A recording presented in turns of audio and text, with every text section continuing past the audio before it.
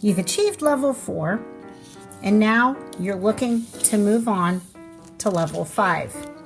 Here's where we want to be sure we're using multiple pieces of TBE, and we're working towards doing multiple paragraphs in that body. So let's take a look as to how we can do that.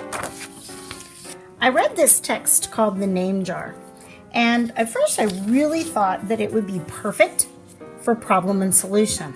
It's got a clear problem and a clear solution.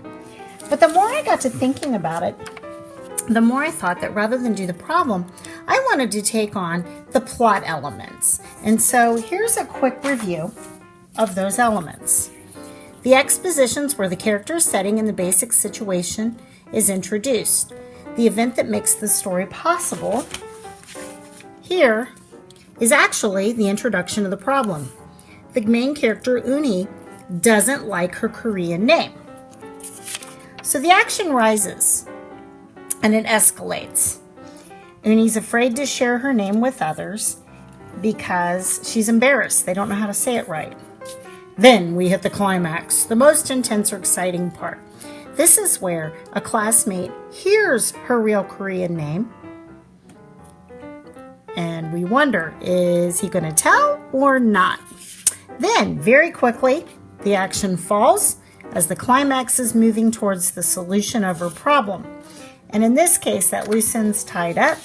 Her problem is solved because she decides to tell everyone her Korean name and even gives her friend a Korean name. So, I thought about what I was doing, and I decided to plan 2 full paragraphs in my body because I've got a lot going on. So these are actually 2 paragraphs that are going to come after my introduction. Here I've written my response to the name jar, and I am sure to use the correct vocabulary and terms. I have exposition and the rising action. I also have the climax, the falling action, and the resolution. So I've used all the things I need. Now there's a couple things that I do want to point out. I want you to notice here in this piece of text, and I'm going to change the font here. A lot of people ask me what they need to do when a character is speaking, but they want to quote that piece. Well, when a character is speaking, we're used to quotation marks. However, check out how I'm using a single apostrophe to designate what a character is saying, but I can still put it within the entire quote from the text here with our regular quotation marks. Oops, I noticed I made a mistake.